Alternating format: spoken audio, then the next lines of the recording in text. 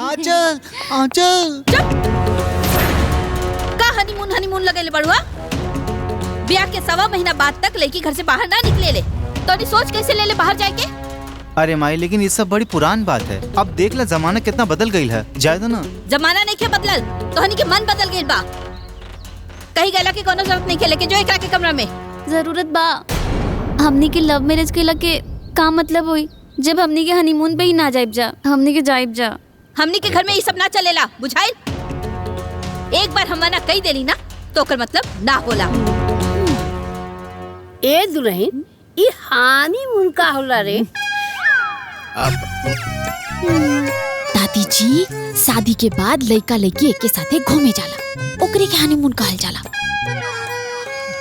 अच्छा अच्छा बुझा गईल। जैसे हम तोरा दादाजी के साथे मंदिर गल रहनी है जा। अब तो हर सास भी मंदिर गल रहनी है। तू भी तो भोले बाबा के मंदिर गल रहलू है। अरे एकरा के काली मंदिर भेज दलो। हम काली माई के मंदिर ना जाए हम परदेश जाए। आई हो दादा। अरे लव मैरिज का हनीमून तो बड़ा महंगा पड़ जाई। अरे आनंद अपने मेहरारू के समझावत कहने के मुंह में दही जमा के खड़ा काहे हुआ?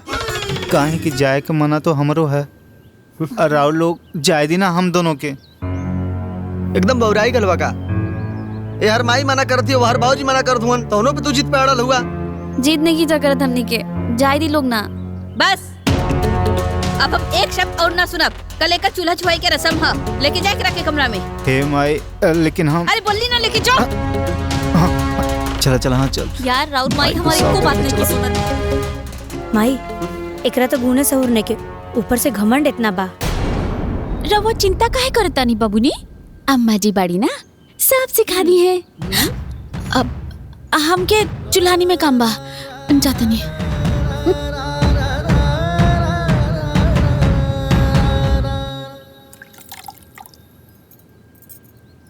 टीका लगावा 5 जगह।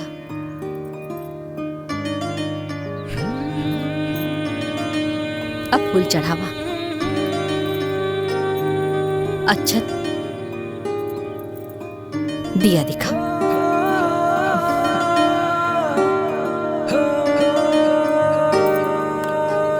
आज तो हाथ पहला रसोई है तो सबसे पहले मीठा बनेगा उसके बाद खाना बनेगा। ठीक बा ठीक बा? हम बहरे बैठल बानी। चल ठीक बा।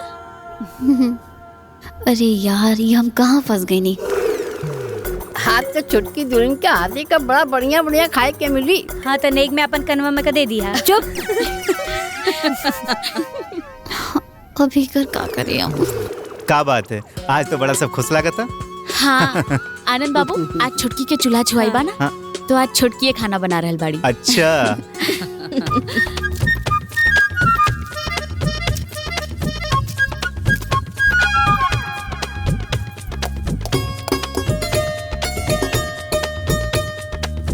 आवा बैठा। अरे खाना वाना बनल की ना? पता ना बनल बाकी ना। हमनियो बैठ के इंतजारे करतानी।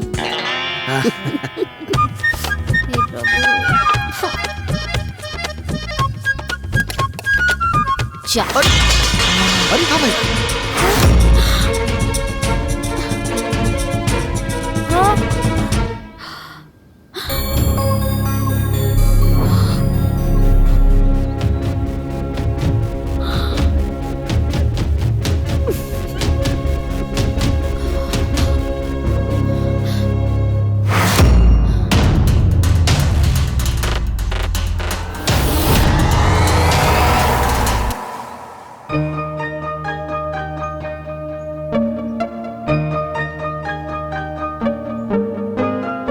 कैसन बना रहा अम्मा जी तनी चख के बताई ना। आज हमार पहला रसोई है तो अगर कुछ कमी हो गई होगी तो माफ कर दिया।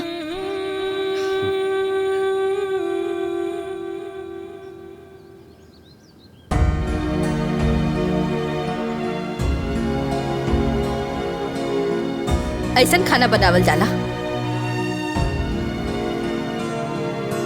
का भइल अम्मा जी? कुछो गलती हो गइल का? इतना स्वादिष्ट खाना बनल बा कि सब केहू खाना के साथ साथ थरियो खा जाए।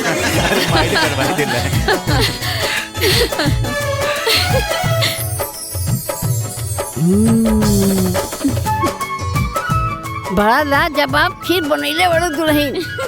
साक्षात अन्नपूर्णा हमरे घर में आयल बानी।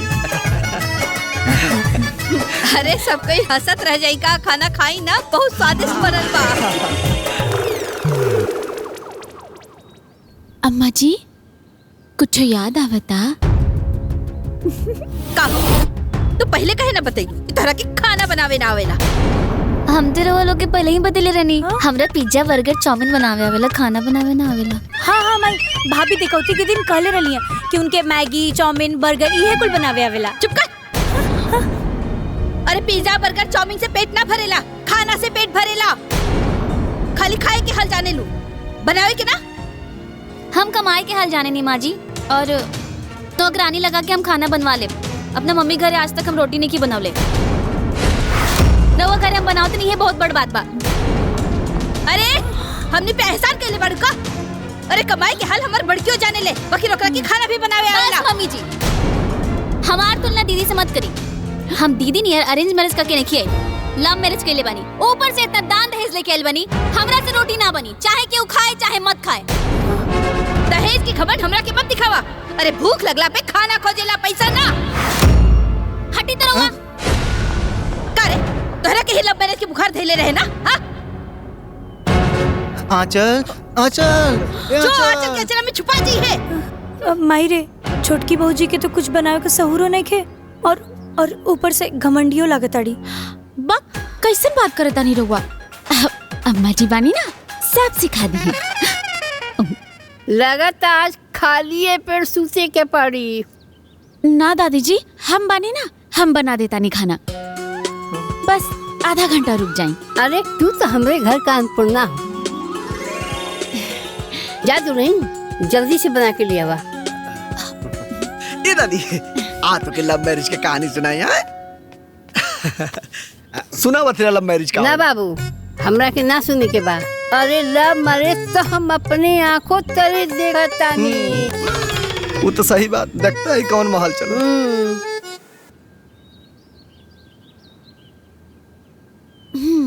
अरे माई हो,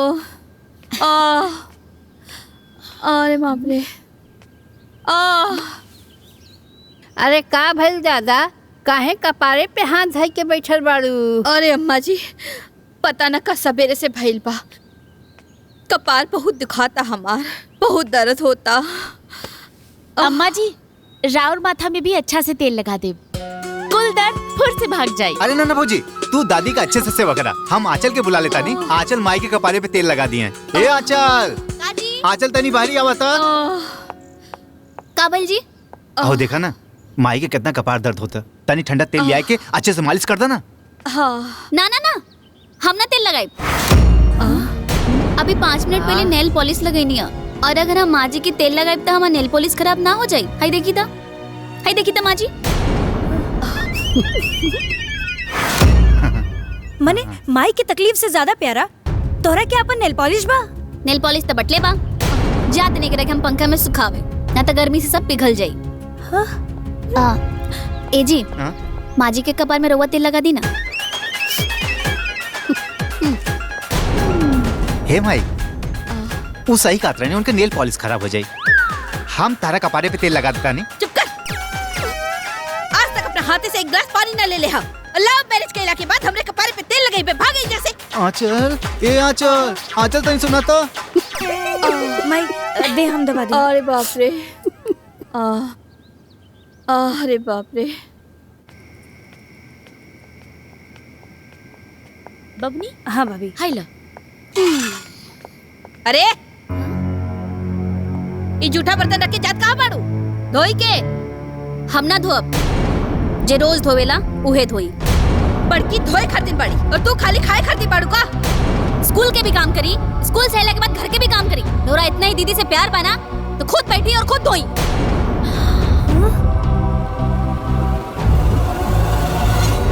इतना बर्तन जुठिया पड़ल बा। हम सब बर्तन धो दे मम्मा जी, रवा जाए आराम करी। कुछ याद आवता का अम्मा जी? का हो तोहरा लाज शरम नहीं है का? तो हमरा के बोला तारू बर्तन धोए खातिर? रवा बात के बतंगड़ बनाओ तनी मम्मी जी। हमरा आवे से पहले भी दीदी घर के पूरा बर्तन धोत रही। अगर हमार धो देम त का घट जाई? अरे तोरा आवे से पहले बड़की घर के अकेली पतो रहे, ऐसे करत रहे। अब तू भी बाड़ू तो मिल बांट के काम करे के पड़ी। घर में 2 ठे पतो हैं तो दोनों के मिल के काम करे के हो।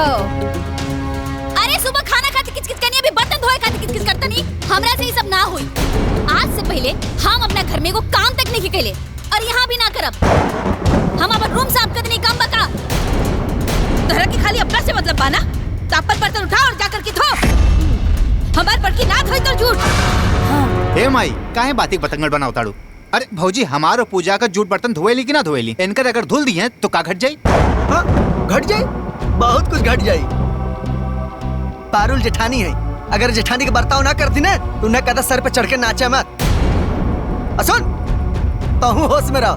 अपने मेहरारू के चक्कर में जौन पिटर पिटर बोले थे ना, कम बोल और उनसे कदे मनमानी मत करे। बर्तन अब इहा धोई हैं। ए मर्दवा तू तो जिद का बात करता रहो। जिद के बाद अब होई जब तोर मेहरारू जिद पे बा तो हमरो जिद बा। बर्तन धोई तो उहे धोई। अब हमार मेहरारू बर्तन ना धोई। अब तो के मदद बर्तन धोए के दिखावे। बस अरे जा दाल भात खा के सुत्ता। काम न काज के। आइको बर्तन खातिर रवा दोनों भाई लड़ाई करता नहीं। हम धो देता नहीं बर्तन। रवा लोग जाए। तू काहे धोबू? अरे एकरो के भीतर जिम्मेदारी का एहसास होके चाहिए ना। हाँ। अम्मा जी जिम्मेदारी के एहसास एक दिन में ना होला। बाहरी लोग सुनी तो का कही? सब जगह बदनामी हुई हमनी के। हम धो दे बर्तन, रवा लोग जाए आराम करें। जाए। पारुल तू काहे ना समझो तू बात के? रउआ समझी ना जी, मौका के नजाकत के समझी। जाई सुती। देखा देख लो के।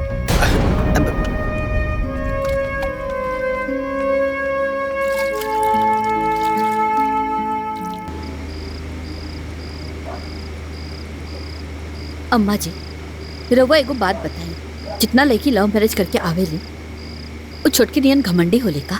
अरे छोट पड़ के तनको लिहाज नहीं किए। जब बात करेले भुजोरी से बात करेले। ना जाने हमने के खानदान में पहली बार लव मैरिज भइल बा।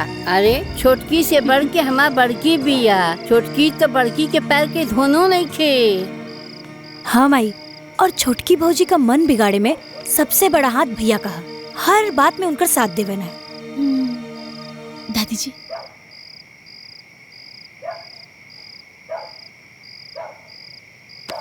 बाबूनी बिल्कुल ठीक कहा तारी माई। देवर जी छोटकी के हर बात पे साथ देत रहे ले, यही से ओकर मन इतना बढ़ गइल बा। हमनी में से किसी के तो कुछो ना बुझेली। तू बात तो एकदम सही कहा तारू। जब अपने सिक्का खोटा पा तो दूसरा के का दोष दे। अरे छोटकी से लाख गुना बढ़िया हमार बड़की बिया जो सबके लेके चले ले। बात तो एकदम सही पा रहा। हमरा लगे ना एगो आइडिया हा। का?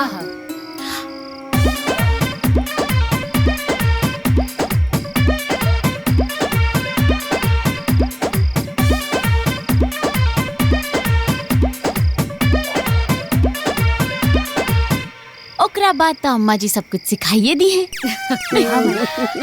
भाभी सही कहा ताड़ी। हाँ।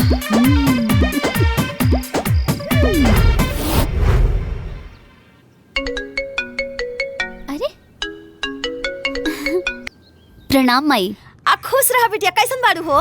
ठीक त नहीं माई, लेकिन हम ठीक करके यहाँ रखले बनी। जाना तरू, हम जब से यहाँ आइल बनी हमर सास हमरा के दबावे के पूरा कोशिश करत तरी, लेकिन हम हूँ दबे के नाम नहीं खिलेत। एकदम ठीक कर तारी बिटिया। अरे तोरा के दबे के कोनो जरूरते नहीं हो। तोहरा के हम तो भर भर के दहेज देले बानी न हो। काहे बदे? एक बात हमार ध्यान से सुना, कौनो भी कीमत पे तोहरा के झुके के ना बा त ना बा। अरे यहाँ बदे हम तो बढ़ले न बानी हो। तू चिंता मत कर माई, हम सास के दबाव से टस से मस नहीं की होखे वाला। और एक बात पता बा, हम आनंद जी के कब्जा में रख ले बानी। अच्छा ठीक बा माई, हम फोन रखत नहीं। प्रणाम। खुश रहा बेटा, खुश रहा।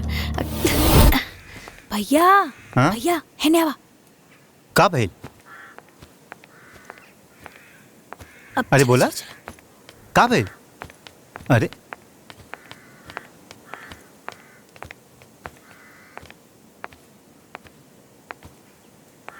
देखा बेटा, जिंदगी का तजुर्बा तुझसे ज्यादा हमके है, यही से पत्नी के बाती में ना आवल जाला। अच्छा। हाँ, तो मेहरारू बहुते ढीठ पिया, हमनी के आपस में लड़ा करके फुट डलवावल चाहतिया। हाँ भैया, और भाभी कौनो रीति रिवाज ना करेली, वो बस खाली अपन मनमानी करेनी। अब रहुए देखी, छोटकी अम्मा जी के एक को बात ना मानी ली, अब बात बात पे झगड़ा करे खातिर तैयार हो जाली। वो अलग हाँ, अरे रहुआ ओकर साथ देता नहीं तब न ओकर मन बढ़ जाता। घर के काम कइल हर पतो के फर्ज होला, ए में गलत का बा? एक बात हमार मान, मेहरारू के बातें में ना तो जिया ना दे।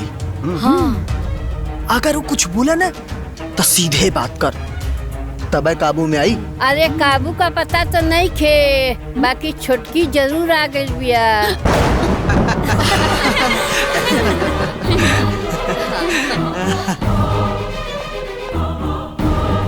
रउआ लोग की हिम्मत कैसे भई हमरा खिलाफ हमरा पति के भड़कावे के?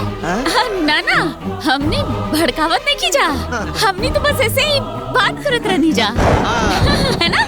बता दी, ये सब हमरा से कहत रहे कि हम तहरा बात पे ना आई।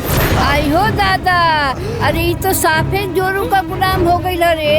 हम टीचर हई, हमरा के बेवकूफ बनावे के कोशिश मत करम लोग। कमा के भी लियाई और घर के काम भी करी, हमरा से ना होई। काहे ना होई घर के काम? बड़की भी हमर कमा ले और घर के काम भी करे ले। हम दीदी नहीं है ना, अरेंज मैरिज करके नहीं खियाई कि रउआ लोग के दबाव में रहम। लव मैरिज कैले बानी, गवार मत बुझम लो। आई हो दादा, ये जो छोटकी हइयो ना हमरे बड़की के गवार बनवतिया। ए, हम तरह से कौन कौन शहर में कम बानी? हाँ, रूप, रंग, पढ़ाई, संस्कार सब में तरह से 20 बानी हम। बिल्कुल। अरे झूठ बोल दे, तू इनसे अच्छी हो। सुन ला, अरेंज मैरिज ना लव मैरिज से अच्छा होला। हाँ, बहुत अच्छा होला। सही बात है। आंचल, आंचल, रुको।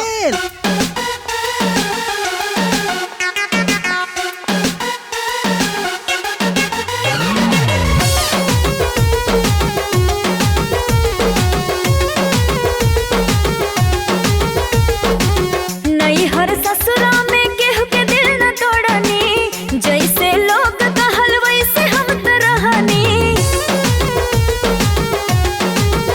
हाँ, नई हर ससुरा में केहू के दिल न तोड़नी, जैसे लोग कहल वैसे हम तो रहनी। जिंदगी काटता आनंद से,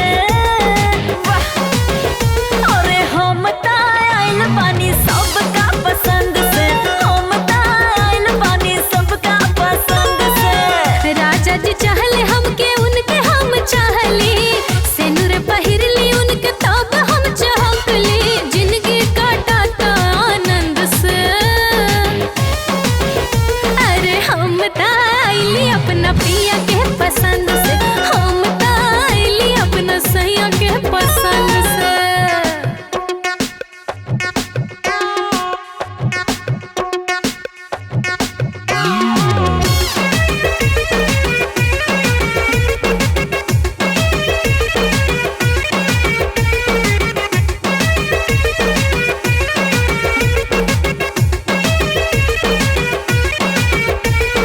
टाइम से ले सबके खबर हो, भइल बा अरेंज मैरिज कर सब कदर हो। महारानी कहले दिलबर जानी कहले, लव मैरिज करके राजा सोना रानी कहले।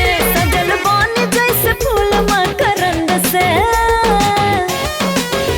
बक हम ता आइली अपना पिया के पसंद से।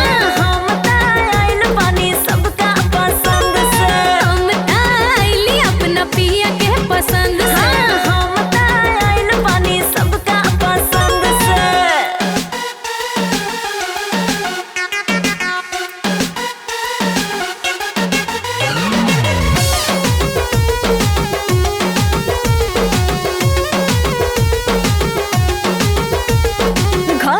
घर के लोगवा के नीक जब देखैली सबके आशीर्वाद लेके ससुरा में